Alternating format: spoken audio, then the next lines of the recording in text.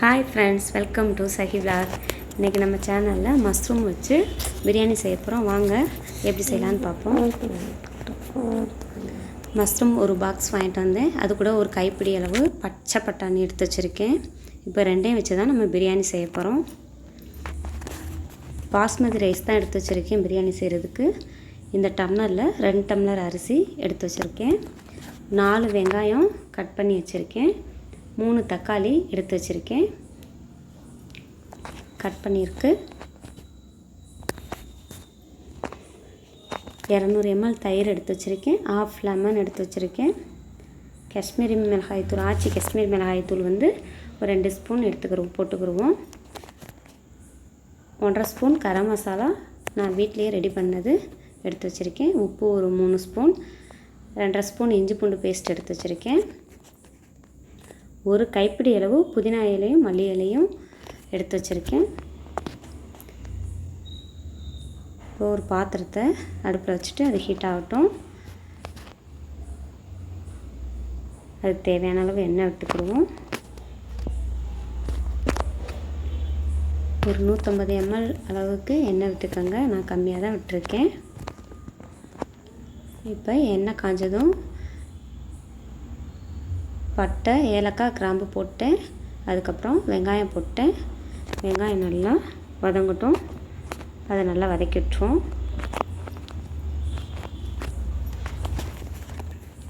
பிரியாணினாலே வெங்காயம் நல்லா ப்ரௌன் கலரில் வதங்கி வரணுங்க. அப்போ தாங்க டேஸ்ட் நல்லாயிருக்கும்.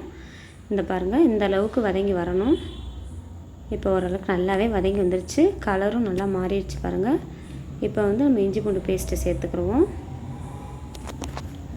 இஞ்சி பூண்டு பேஸ்ட்டு சேர்த்து அது நல்லா பச்சை வாசனை போகிற அளவுக்கு நல்லா வதக்கிடுவோம்.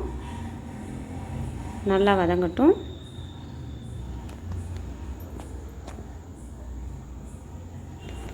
வெங்காயம், இஞ்சி பூண்டு பேஸ்ட்டு நல்லா வதங்குற அளவுக்கு, அந்த பச்சை வாசனை போகிற அளவுக்கு வதக்கிடுவோம். நல்லாவே வதங்கிடுச்சு. இப்போ வந்து நம்ம தக்காளியை சேர்த்துக்கிடுவோம். அது கூட புதினா மல்லி இலையும் சேர்த்துக்கிடுவோம். சேர்த்து நல்லா மிக்ஸ் பண்ணி விட்டுருவோம். அது நல்லா வதங்கட்டும்.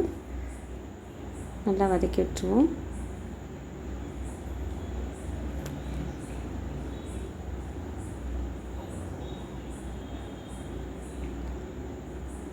ஒரு 2 நிமிஷம் நல்லா தக்காளி வதங்கி வரட்டுங்க. நல்லா மசிஞ்சு வரட்டும். அது கூட 2 பச்சை மிளகாய் சேர்த்து அதையும் நல்லா வதக்கி விட்டுருவோம். வதங்கிட்டு சேர்ந்து இப்போ அது ஒரு மூடி போட்டு மூடி வச்சுட்டு நம்ம அரிசியை கழுவி வச்சுக்கிடுவோம்.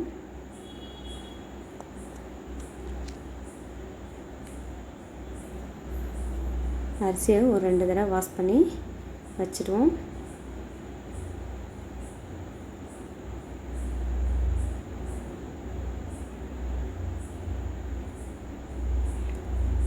இப்போ தக்காளி நல்லாவே வதங்கி வந்துடுச்சுங்க. நல்லா மசிஞ்சிருச்சு. இப்போ அதை நல்லா ஒரு தடவை மிக்ஸ் பண்ணி விட்டு நம்ம காளானை சேர்த்துக்கிடுவோம். இப்போ எடுத்து வச்சுருந்தோம் இல்லையா, காளான், பச்சை பட்டாணி ரெண்டையுமே சேர்த்து அதையும் நல்லா மிக்ஸ் பண்ணி விட்டுருவோம். அதுக்கு தேவையான உப்பு சேர்த்துக்கிடுவோம்.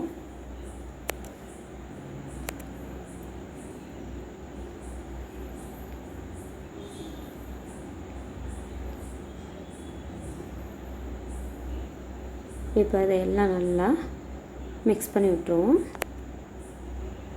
எல்லாமே சேர்ந்து நல்லா வெந்து வரட்டும்.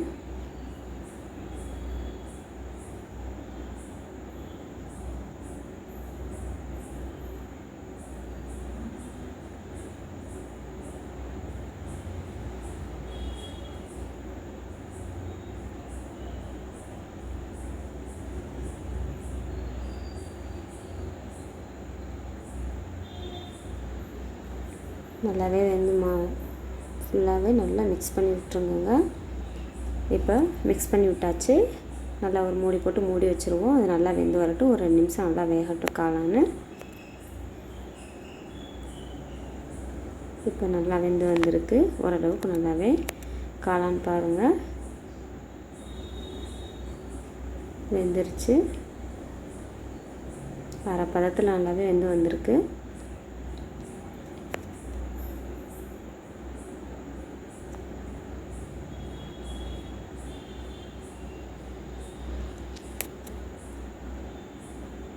இப்போ நம்ம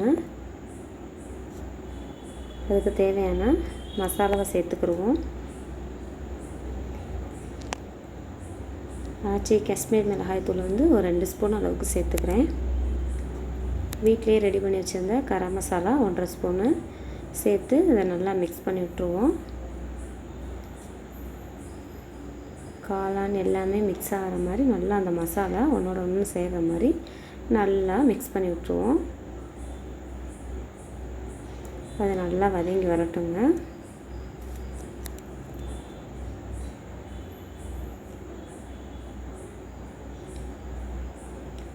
நல்லாவே வதங்கி வந்துருச்சு.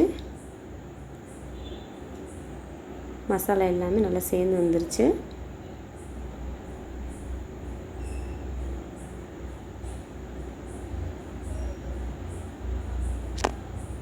அதை நல்லா மிக்ஸ் பண்ணி விட்டு இப்போ வந்து நம்ம தயிர் சேர்த்துக்கிறோம்.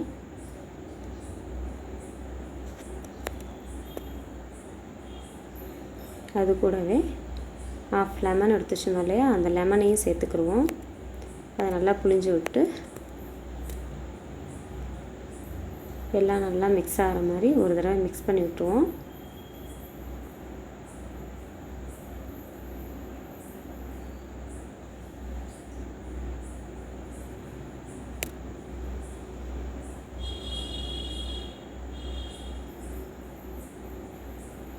தயிர் மசாலா எல்லாம் நல்லா சேர்ந்து ஒன்றோட ஒன்று சேர்ந்து நல்லா வெந்து வரணுங்க.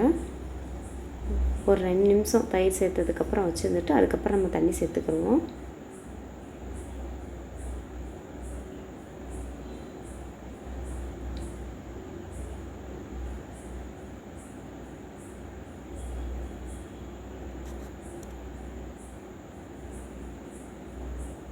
வேகட்டுங்க.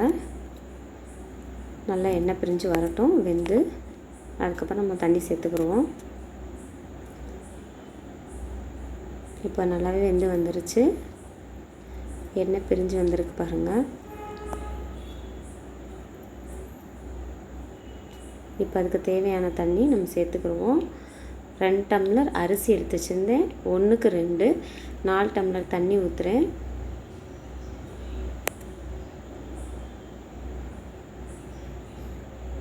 இப்போ 4 டம்ளர் தண்ணி ஊற்றி அதை நல்லா ஒரு தடவை மிக்ஸ் பண்ணி விட்டு ஒரு மூடி போட்டு மூடி வச்சுருவோங்க. ஒரு 5 நிமிஷம் வெயிட் பண்ணுவோம். நல்லா கொதி வரட்டும். அதுக்கப்புறம் நம்ம அரிசி சேர்த்துக்கிடுவோம்.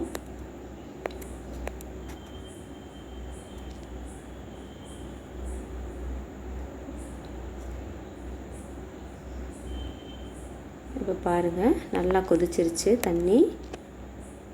இப்போ வந்து நம்ம கழுவி வச்சிருந்த அரிசியை நம்ம சேர்த்துக்கிடுவோம்.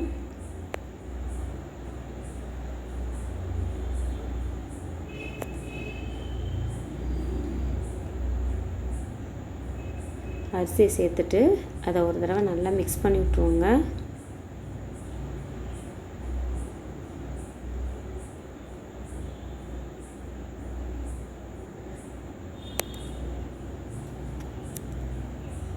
மிக்ஸ் பண்ணி விட்டு இப்போ ஒரு மூடி போட்டு மூடி வச்சிடலாம்.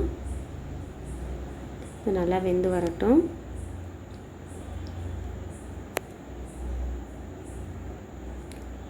அரிசி போட்டதுக்கப்புறம் கொதி வந்துருச்சு. இந்த அளவுக்கு வெந்து வந்திருக்கு. இன்னுமே நல்லா தண்ணி வற்றி வரணுங்க. இன்னும் கொஞ்சம் நேரம் வேகட்டும். தண்ணி வற்றி வரட்டும். ஒரு தடவை நல்லா மிக்ஸ் பண்ணி விட்டுருவோங்க.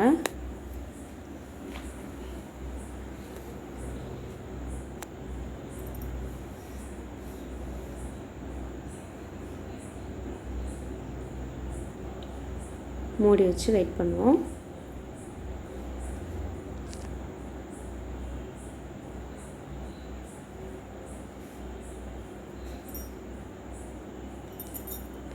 ஒரு 2 நிமிஷம் இருக்கட்டுங்க. அந்த தண்ணி நல்லாவே வற்றி வந்துடும்.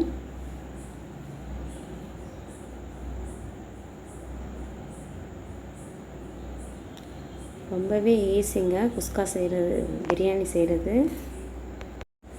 சாரிங்க, காளான் பிரியாணிக்கு பதிலாக குஸ்கான்னு சொல்லிட்டேன். பிரியாணி செய்கிறது ரொம்பவே ஈஸிங்க. இந்த மாதிரி இங்கே பாருங்கள், ரொம்ப ஈஸி. இந்த மாதிரி செஞ்சிங்கன்னா உங்களுக்கு கஷ்டமே இருக்காது, ஈஸியாக செஞ்சிடலாம், ரொம்ப நேரம்லாம் ஆகாதுங்க. நம்ம ஆஃபீஸ் போகிறவங்களா இருக்கட்டும், குழந்தைங்களுக்காக இருக்கட்டும், இந்த மாதிரி செஞ்சு கொடுங்க, அவங்க விரும்பி சாப்பிடுவாங்கங்க. கண்டிப்பாக பிரியாணி டேஸ்ட்டில் அவ்வளோ அருமையாக இருந்துச்சு. நீங்களும் உங்கள் வீட்டில் கண்டிப்பாக ட்ரை பண்ணுங்கள். உங்கள் குழந்தைங்களுக்கு இந்த மாதிரி செஞ்சு கொடுங்க, அவங்க சாப்பிட்டுட்டு திரும்ப திரும்ப கேட்பாங்க பாருங்கள். அந்த அளவுக்கு நல்லா இருக்குங்க காளான் பிரியாணி.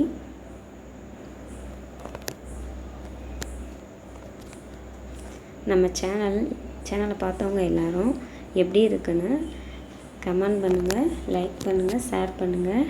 இந்த வீடியோ பிடிச்சிருந்தா உங்களுக்கு கமெண்டில் எப்படி இருக்குன்னு சொல்லுங்கள். நம்ம சேனலை சப்ஸ்கிரைப் பண்ணாதவங்க சப்ஸ்கிரைப் பண்ணுங்கள், ப்ளீஸ் சப்போர்ட் பண்ணுங்கள் எல்லோரும். இந்த மாதிரி செஞ்சு பார்த்துட்டு உங்களுக்கு எப்படி வந்துச்சுன்னு கமெண்டில் சொல்லுங்கள். கண்டிப்பாக உங்களுக்கும் நல்லாவே அருமையாக வரும். இந்த மாதிரி ட்ரை பண்ணுங்கள்.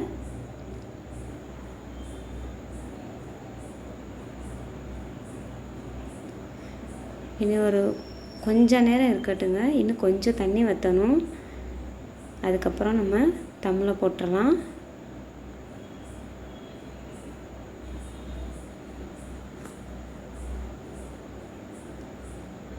இங்கே பாருங்கள், இந்த அளவுக்கு நமக்கு தண்ணி வற்றி வரணுங்க. தண்ணி இருக்கக்கூடாது கீழே. தண்ணியோடு இருந்து நம்ம தம்மு போட்டோம்னா சாப்பாடு வந்து பிரிக்கும்போது, தம்மிலேருந்து பிரிக்கும்போது சொதன்னு இருக்குங்க, நல்லாவே பொழுன்னு வராது. நம்ம கரெக்டான அளவு தண்ணி வச்சு செஞ்சாலே கரெக்டாக வரும், பக்குவம் நல்லாவே வரும். இப்போ பாருங்கள், இந்த அளவுக்கு பார்த்துக்குங்க. பார்த்துட்டு இந்த தம்மு போடுறதுக்கு இதுவே கரெக்டான பதங்க. இப்போ நம்ம ஒரு பாத்திரத்தில் சுடுதண்ணி வச்சு தம்மு போட்டுக்குருவோம். ஒரு 2 நிமிஷம் அடுப்பு ஹையில் இருக்கட்டும். அதுக்கப்புறம் அடுப்பை சிம்மில் போட்டு ஒரு 15 நிமிஷம் விட்டுருங்க. 15 நிமிஷம் கழித்து தம்மை பிரித்து பார்த்திங்கன்னா சாப்பாடு நல்லாவே ரெடியாகி வந்திருக்கும். இங்கே பாருங்கள், எவ்வளோ அழகாக அருமையாக ரெடியாகி வந்திருக்குங்க.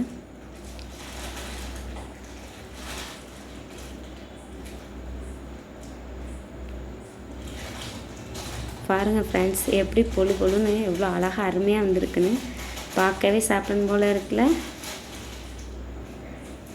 வாங்க, ரெடி ஆயிடுச்சு. எப்படி இருக்குன்னு சாப்பிட்டு பார்ப்போம். இவ்வளோதாங்க. இங்கே பாருங்கள் எந்த அளவுக்கு பொழுன்னு சாப்பாடு இருக்குன்னு.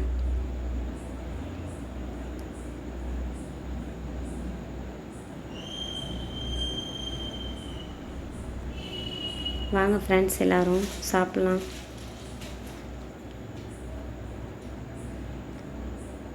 கண்டிப்பாக உங்கள் வீட்டில் நீங்களும் ட்ரை பண்ணுங்கள். ட்ரை பண்ணிவிட்டு எப்படி இருக்குன்னு கமெண்டில் சொல்லுங்கள் எல்லோரும். வீடியோ பார்க்குறவங்க சப்ஸ்கிரைப் பண்ணுங்கள், நம்ம சேனலை சப்போர்ட் பண்ணுங்கள். நம்ம சேனலில் இந்த மாதிரி சமையல் வீடியோஸ் நம்ம அப்லோட் பண்ணிக்கிட்டே இருப்போம். எல்லா டிப்ஸும் கொடுப்போம், சமையல் டிப்ஸு பார்த்து தெரிஞ்சுக்கோங்க. சாப்பாடு ரொம்பவே அருமையாக டேஸ்ட்டாக அவ்வளோ அருமையாக இருந்துச்சுங்க.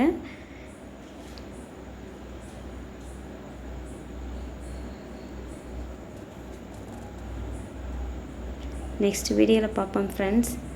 பாய்.